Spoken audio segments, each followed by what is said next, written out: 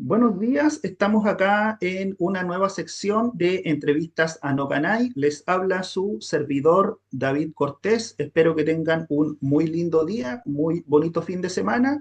Y ahora nos está con nosotros una grata compañía que es Rocío Fernández. Rocío es escritora, emprendedora, psicóloga y también la directora de esta maravillosa editorial Anocanay. ¿Cómo estás, Rocío? Muy bien, David. Un día muy frío de primavera, no puedo creerlo, pero estamos felices de estar en esta entrevista porque es la primera persona, yo creo, que ha leído todas mis novelas, así que yo conozca. Entonces, agradecida primero por haberte dado el tiempo de leerlas y más agradecida de que quieras entrevistarme dentro de tu... em, en realidad fue tu motivación empezar este ciclo de entrevistas y ha sido muy bonito ver el resultado. Así que feliz acá de estar contigo esta mañana. Muchas gracias. Rocío, he tenido el gusto, la dicha de ya leerte en tres ocasiones. Y de los tres libros, el análisis que puedo hacer, la observación o mi interpretación, es que tú tienes mucha facilidad, espontaneidad para conectarte muy bien con las emociones y los sentimientos de las personas y convertir esta conexión en una especie en una magnífica narración, de manifestar ese talento, ese don que tú tienes en personajes que son muy interesantes y muy complejos. Esta habilidad, esta facultad que tú tienes, se debe a tu experiencia, tu diario vivir, tus vivencias, o a los conocimientos y habilidades que tienes en psicología. La psicología, Porque para ir cerrando, disculpa, sí. en todas tus novelas yo he visto que los personajes interactúas como que muy bien con las emociones humanas, con lo que tanto negativas como positivas, aunque eso de negativo y positivo es algo muy, muy subjetivo. Así que, claro, son tu experiencia, tu formación como psicóloga o ambas. Formación como psicóloga no podría confirmar eso porque recién ahora terminé mi carrera. Sí creo que siempre me ha fascinado el, el- el cerebro humano, las emociones, el cómo funcionamos, el qué nos motiva en la vida, en por qué hay personas que están tan tristes teniéndolo desde afuera, uno viendo que está todo bien en sus vidas y aún así no logran sentir esa satisfacción de levantarse día a día y de motivarse por hacer algo distinto. Eh, Siempre de pequeña fui muy observadora, muy tímida, de niña era muy tímida, porque me gustaba mucho observar las conductas, cómo reaccionaba la gente, qué es lo que pensaban. Era muy preguntona, muy preguntona. Y, y esta fascinación me hizo empezar a leer cosas que una niña no, es extraño que lea a los 10 años, por ejemplo. Leía libros que no tenía que leer porque estaban dentro de esa clasificación mayores de 18 años.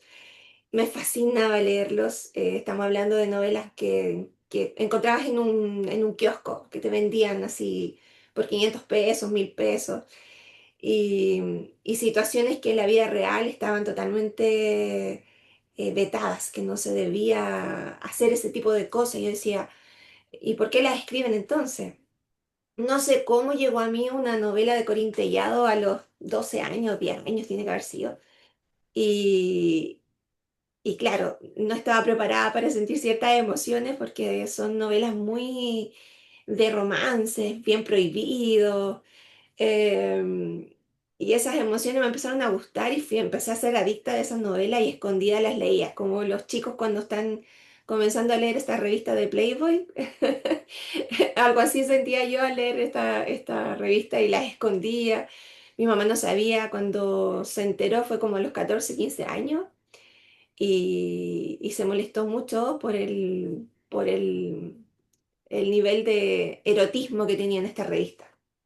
Bueno, desde ahí empecé a ser muy fanática de la lectura. Obviamente ya después como que no me gustaban, las encontraba muy simplonas.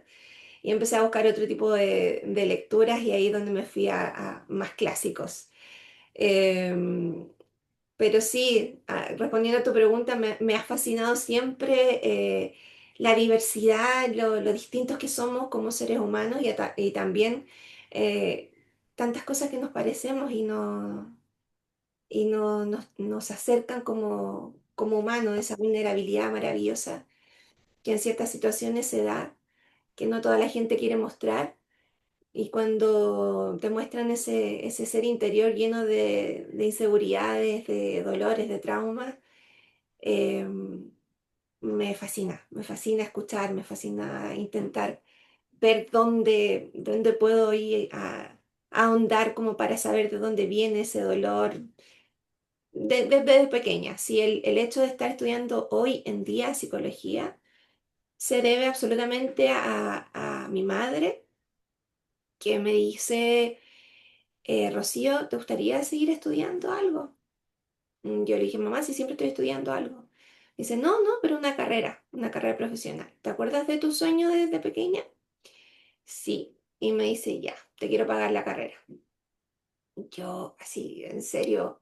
Y no lo pensé dos veces, no pensé en el tiempo que me iba a significar, las cosas que iba a tener que dejar de lado, las cosas que se me iban a acumular y que no iba a poder hacer como hacía antes. No lo pensé.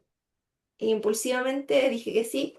Y ahí me metí en este mundo del psicoanálisis. Me tienes Rocío, que- te hacía esta... Continúa.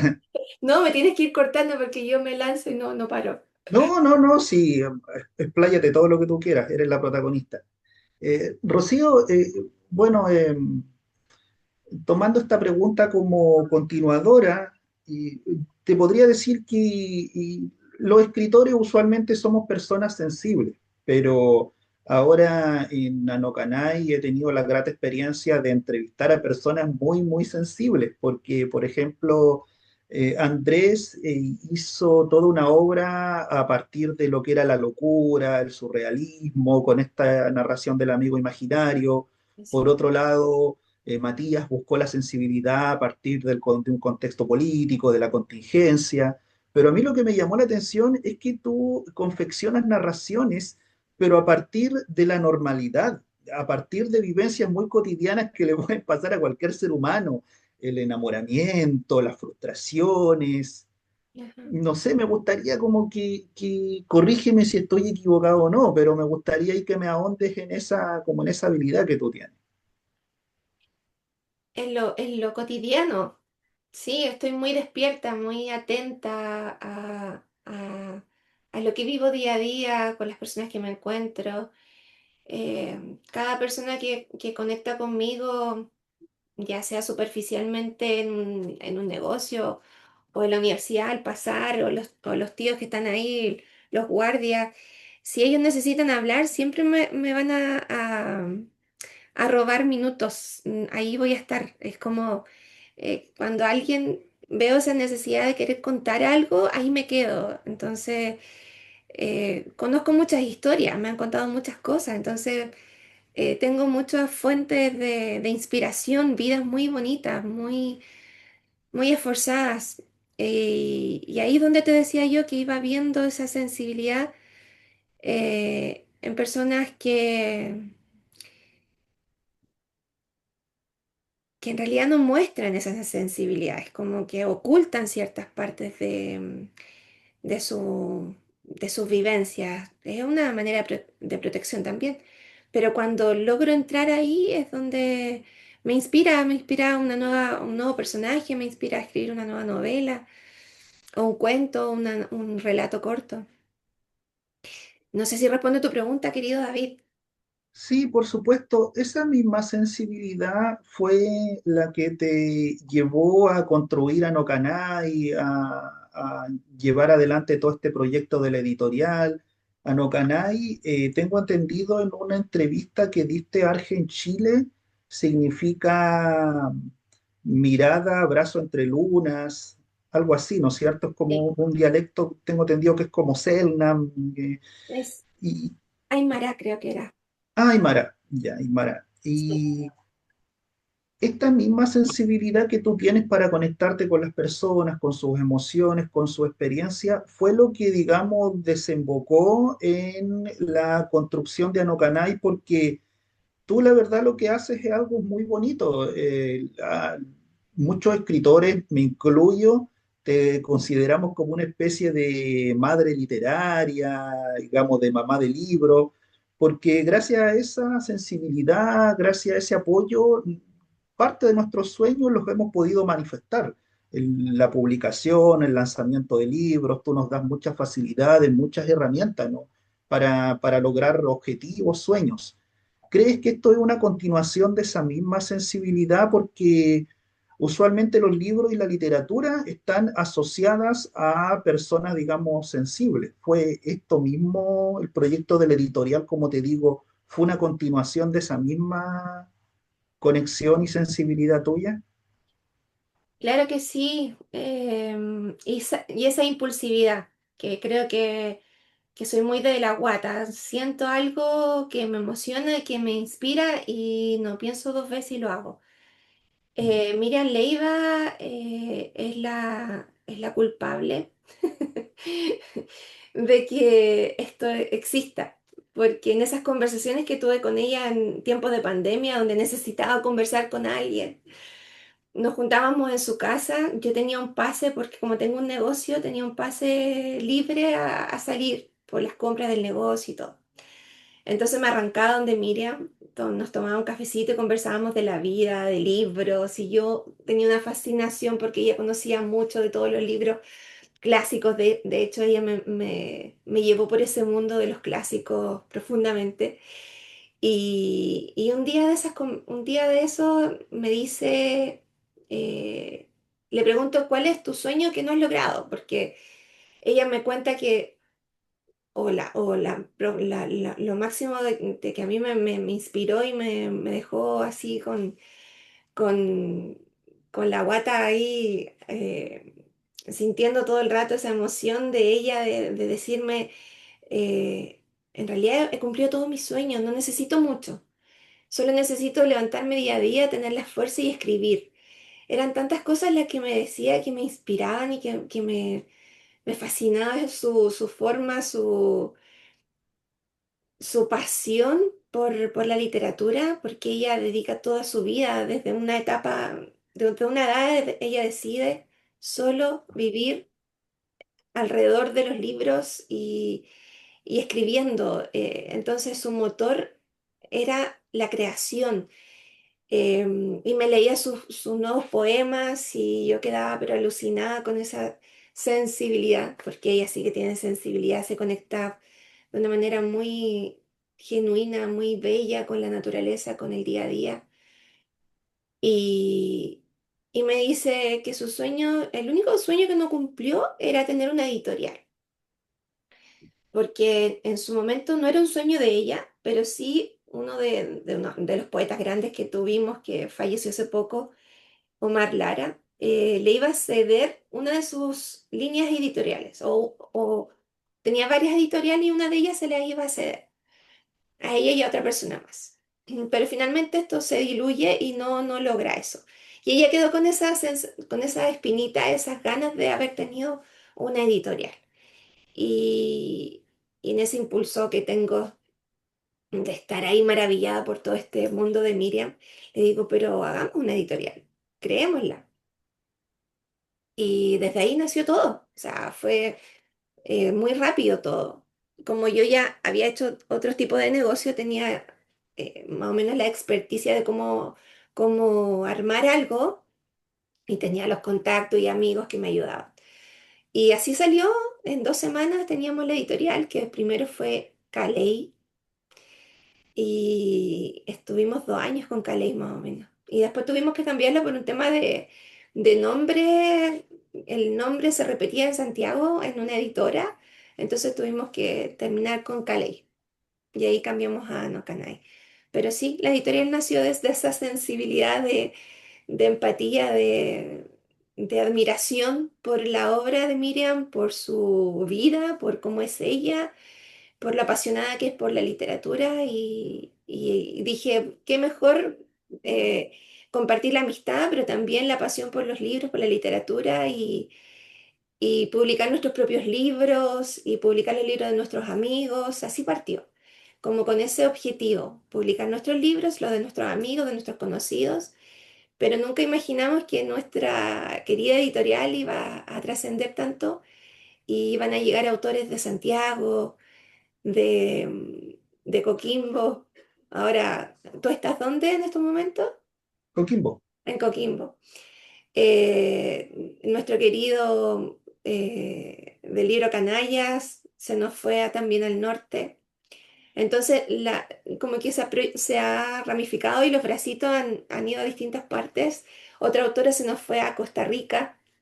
Entonces, es como los hijos se nos van y los libros vuelan, vuelan, van a otros lugares y conocen otras personas, otros lectores, y eso es fascinante.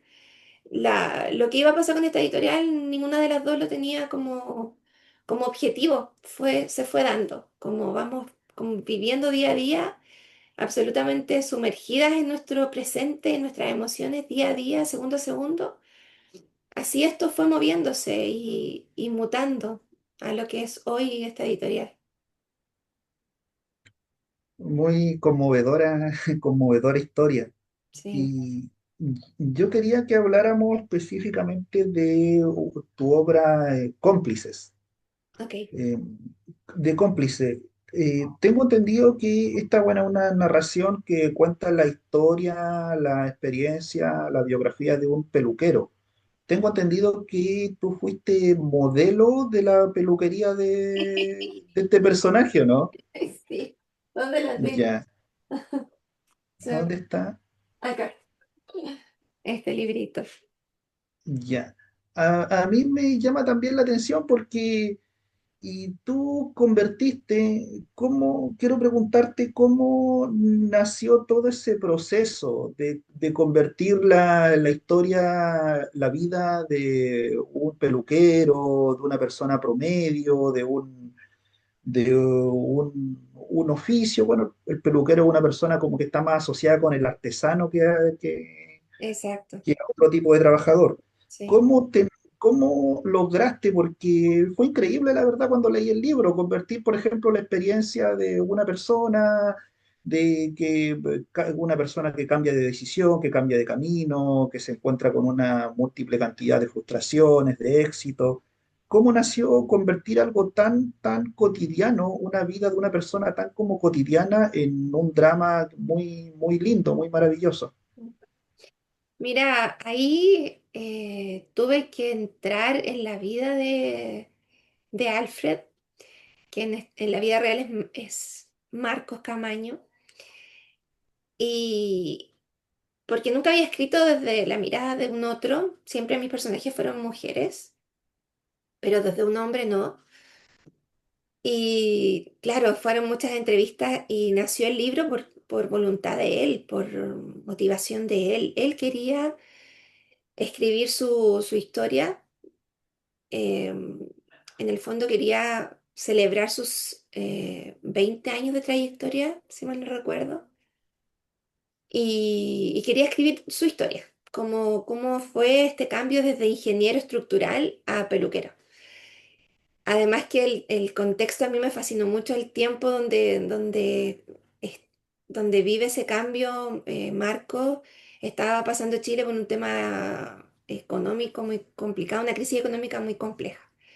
Entonces todo el contexto desde donde comienza la historia es muy fascinante. Y me dice, Rocío, me gustaría que tú me escribieras el libro.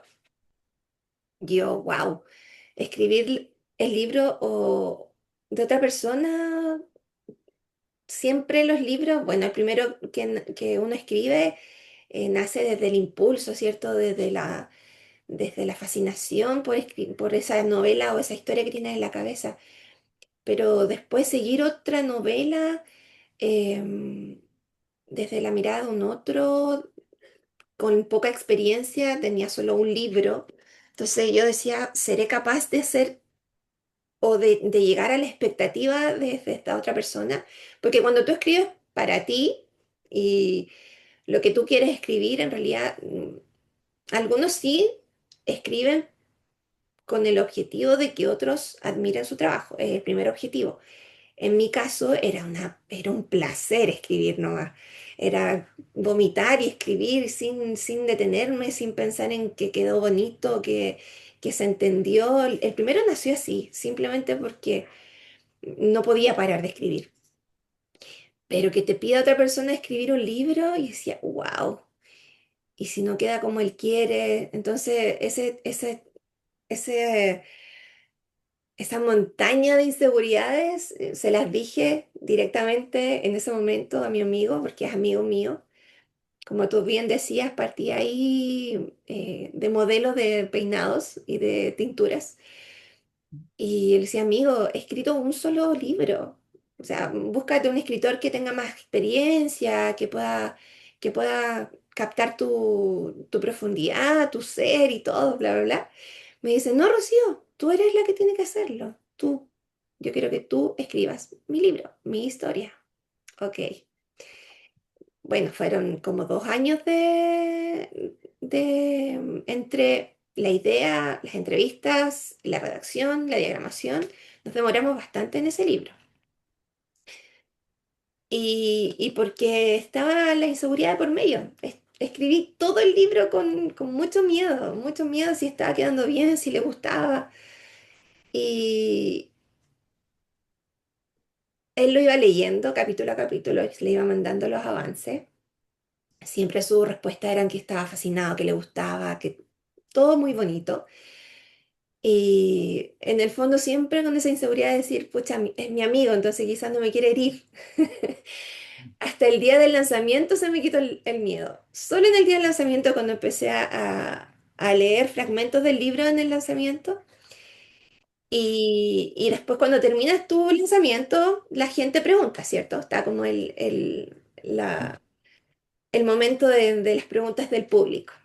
Y cuando el público empieza no a hacerme preguntas, sino que familia de él, amigos de él, me empiezan a decir lo que increíble que escuchaban los relatos y escuchaban a Marco. ¿Cómo lograba eso? ¿Cómo logré eso? Y Marco igual estaba, pero encantado con eso. Entonces ahí dije, wow, sí, lo hice, lo logré. Logré meterme en su mente, en sus emociones, em, porque claro, él me contaba sus vivencias, pero yo hablé desde su propia voz. Y eso es lo que a mí me tenía con mucho temor de no lograr, de que parte de mí se notara en ese relato, que saliera Rocío en el relato que era de Marco. Entonces ese era mi temor más grande, pero gracias a Dios, hasta los hijos me decían que no, que era su papá. Entonces eso fue muy bonito.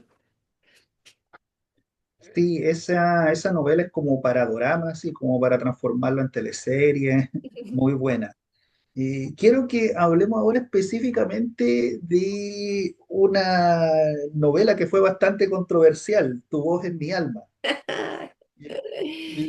Tengo entendido, corrígeme si doy alguna información errada, que esta fue una novela que escribiste para Pablo Alborán cuando vino a un concierto acá en Chile, que no se lo pudiste entregar, decidiste publicarla y que después igual ocurre algo bien particular en el lanzamiento, que fue en la biblioteca de dónde, de Concepción, este lanzamiento.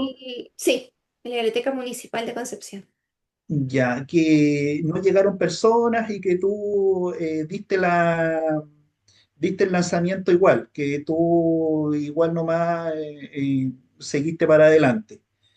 Aquí a mí algo de tu personalidad que con estas situaciones me pasa, encontré como muy llamativo tu resiliencia, creo que así es la palabra, ¿no es cierto? Sí. Tu resiliencia, porque en primer lugar, no cualquier persona tiene la personalidad, el atrevimiento, el valor para dar a conocer o mucho menos para escribir un libro sobre un amor platónico, sobre una fantasía amorosa, fantasía sexual con un personaje.